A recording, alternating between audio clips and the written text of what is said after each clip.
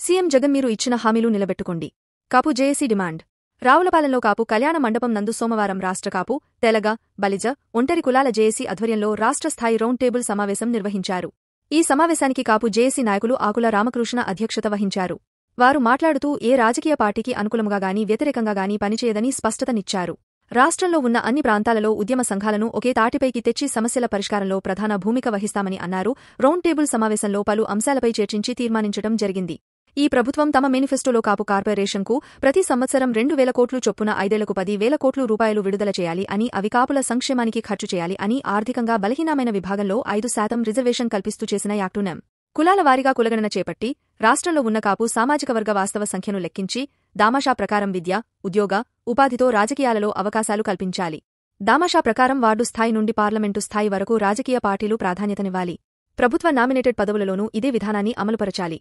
హనుమంతు, కుర్మా వెంకటరెడ్డి నాయుడు పేర్లను జిల్లాలకు నామకరణం చేయాలి.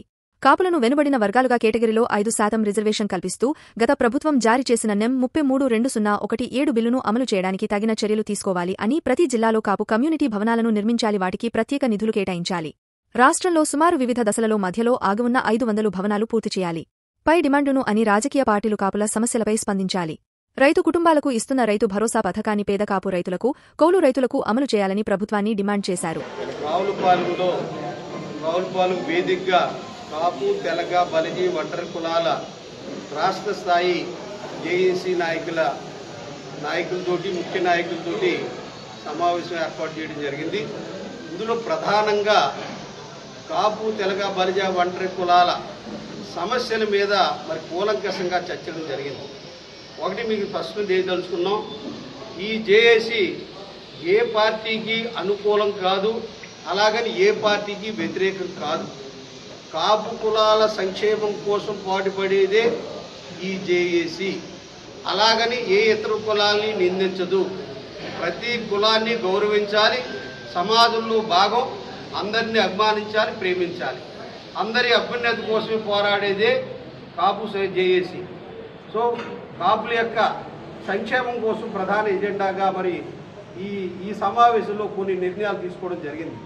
ఒకటి, గత ఉద్యమంలో పెద్దలు పద్మనాభం గారి సారథ్యంలో ఉద్యమ ఫలితంగా మేము కొన్ని సాధించడం జరిగింది.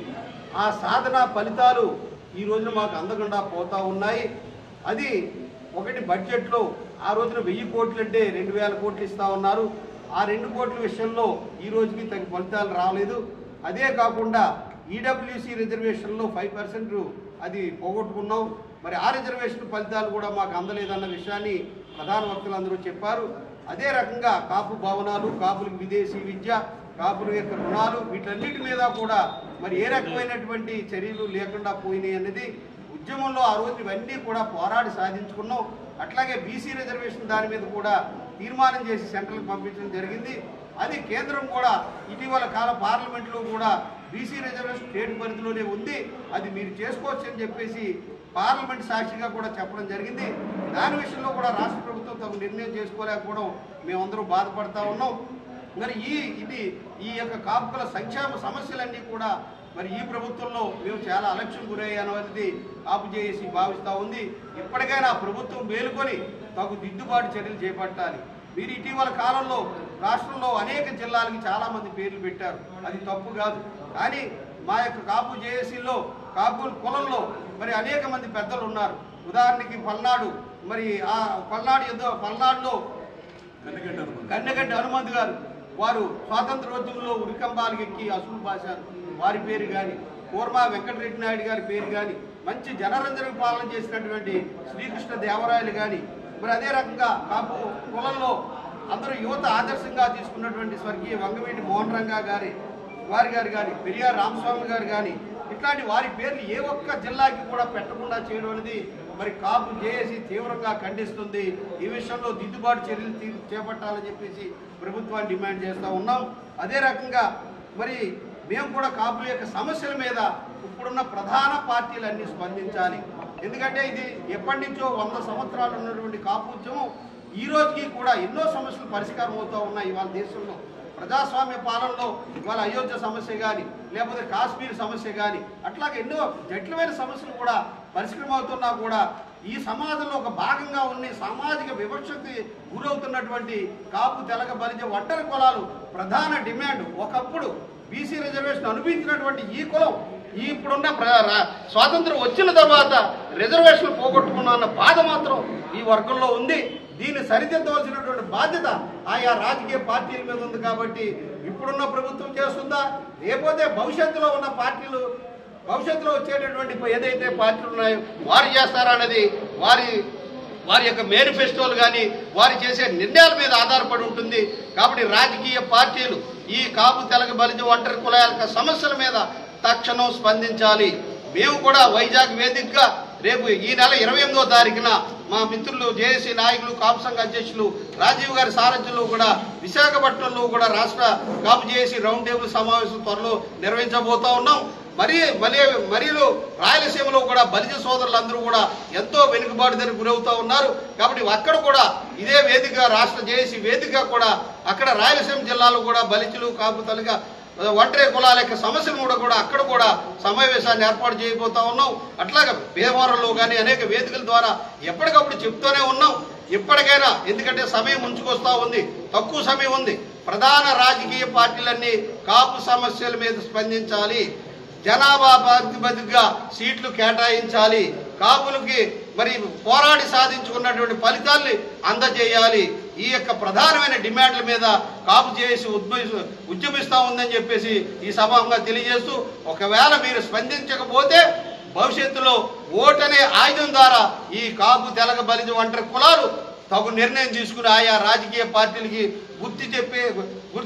ఆయా రాజకీయ పార్టీలకి మరి బుద్ధి చెప్పేటటువంటి సమయం ఆసనం అవుతుందని చెప్పేసి సభ ఏకగ్రీవంగా తీర్మానం చేస్తూ ఆయా రాజకీయ పార్టీలు గుర్తెరిగి ఈ సమస్యల మీద స్పందించాలని చెప్పేసి మీ ద్వారా తెలియజేస్తారు. కాపు తెలగ బలిజ ఒంటరి కులాల జరుగుతున్న అన్యాయం మీద రౌండ్ టేబుల్ సమావేశం ఉద్యమం గడ్డైన రావులపాలెం పెట్టడం జరిగింది.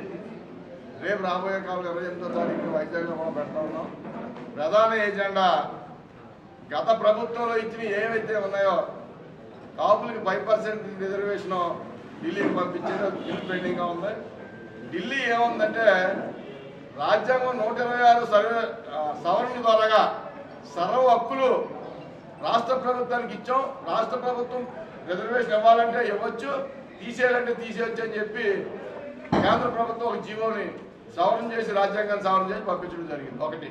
రెండోదిగా ఈబీసీ రిజర్వేషన్ 5% రిజర్వేషన్ ఇస్తే ఆ 5%ని కూడా జగన్మోహన్ రెడ్డి తీసేయడం వల్ల ఏదైతే సచివాలయం జాబుల్లో కాపు తెలగ బలిజ కులాలకి 24,000 మంది ఉద్యోగాలు కోల్పోవడం జరిగింది 4 సంవత్సరాల్లో. అదేవిధంగా కాపు భవనాలు, అదేవిధంగా కాపు కార్పొరేషన్ సంవత్సరానికి 2,000 రూపాయలు ఇస్తానని ఆ రోజు చెప్పి ఒక్క రూపాయి కూడా 2,000 రూపాయలు 2,000 కోట్లు 2,000 కోట్లు సంవత్సరానికి ఇస్తానంటే టోటల్గా 10,000 కోట్ల రూపాయలు ఈరోజు రాష్ట్ర ప్రభుత్వం విడుదల చేయాలని ఈ తీర్మానం చేయడం జరిగిందని చెప్పి సభాముఖంగా తెలియజేయడం.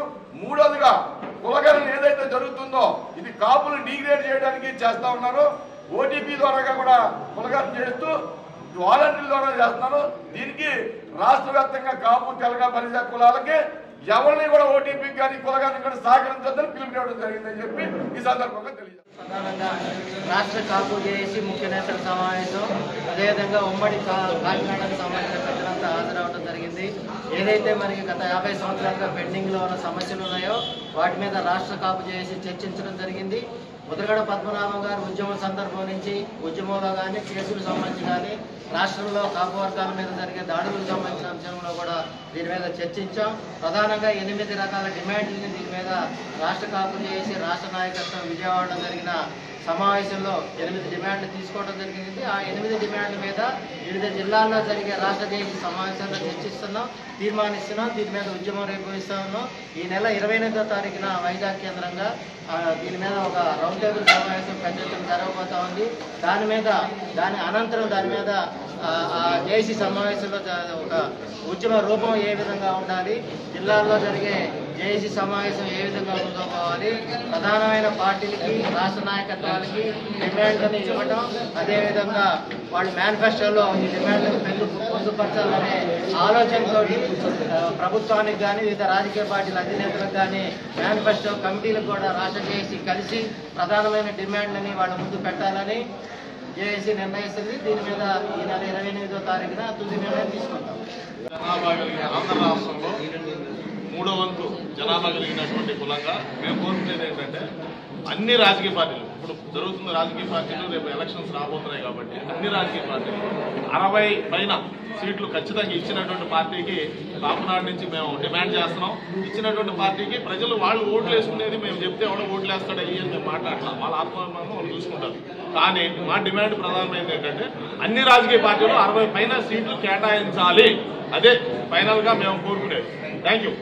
నమస్కారం. దాసరాము తెలుగు బలిజ కాపు చేసి మా గతంలో ఉద్యమాల్లో పాల్గొన్నందరం కూడా రెగ్యులర్గా సమావేశం అవుతున్నాం. కాపుల సమస్యల మీద, కాపుల రాజ్యాధికారం మీద. ఈ రిజర్వేషన్ అనేది ఎప్పటి నుంచో పెండింగ్లో ఉంది. ఇప్పుడున్న ప్రభుత్వాలు, రాబోయే ప్రభుత్వాలన్న చిత్తశుద్ధిగా మాలో పేదవాళ్ళు చాలా మంది ఉన్నారు. సహకరించాలని కోరుతున్నాం. అన్నిటికంటే ముఖ్యంగా ఈ మీటింగ్లో ప్రధానంగా అంశంగా వస్తుంది ఏంటంటే అతిపెద్ద జాతికి ఉన్న మనం బీసీఎస్సీ కులాలు కలిపి రాజ్యాధికారం వైపు అడుగులు వేయాలా. ఏ రాజకీయ పార్టీలు కూడా మనకు న్యాయం చేయట్లేదు, వాడుతూ వదిలేస్తున్నారన్నారు. కాబట్టి ఆ రాజ్యాధికారం దిశగా పేద వర్గాలు కూడా కలుపుకొని వెళ్ళడానికి మీ అందరం కూడా బలమైన ఆలోచనతో ముందుకెళ్తాం. Thank you. సభ్యులందరూ కలిసి కొన్ని ముఖ్య నిర్ణయాలు తీసుకున్నాం. ఆ ముఖ్య నిర్ణయాలతో పాటు ఇంకా చాలా డిమాండ్స్ మా తరఫు నుంచి ఉన్నాయి.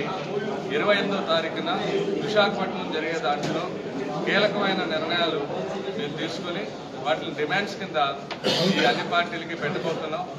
మరి ఆ రోజున ముందు మా కులానికి చేసిన మేలు ఏ పార్టీ చేసిందో కూడా మేము చర్చించుకోబోతున్నాం. కాపులు తీవ్రమైన అన్యాయం జరిగే పరిస్థితి కనిపించింది. ఎందుకంటే కాపుల సంఖ్యాబలాన్ని తప్పుగా చూపించే ప్రయత్నం జరుగుతుంది, రూఢిగా తెలుస్తుంది. తర్వాత ఈ కులగణంలో పారామీటర్స్ కాపులకు సంబంధించిన ఆర్థిక సామాజిక మెరుగుపడతానని కూడా ప్రత్యేక గుర్తించాల్సి వస్తుందని చెప్పి మనం చేస్తున్నాం. గతంలో మరి తెలుగుదేశం ప్రభుత్వంలో పల్స్ సర్వే చేయడం జరిగింది. ఆ సర్వే రిపోర్ట్లో కూడా కొన్ని అవకతవకలు జరిగినాయి. దాన్ని సరి చేసుకుంటే ఈ కులగణంలో కాపుల యొక్క నిజమైన ఆర్థిక సామాజిక పరిస్థితులతో పాటు విద్యా ఉద్యోగ అవకాశాల్లో కాపులు దామశ ప్రకారంగా రావడం కోసం ఏదైతే జరుగుతుందో దానికి సంబంధించి కులగన్న వాస్తవ ఫిగర్స్తో చేయమని కోరుతున్నాం. ఒకటి.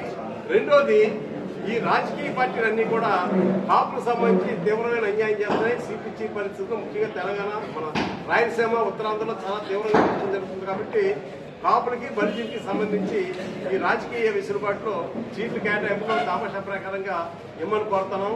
అదేవిధంగా కాపులు రిజర్వ్డ్ గ్రూపుల్లో కన్నా అనేక కులాల కన్నా కూడా కాపు ఇవాళ చాలా వెనకబడుతున్నారు.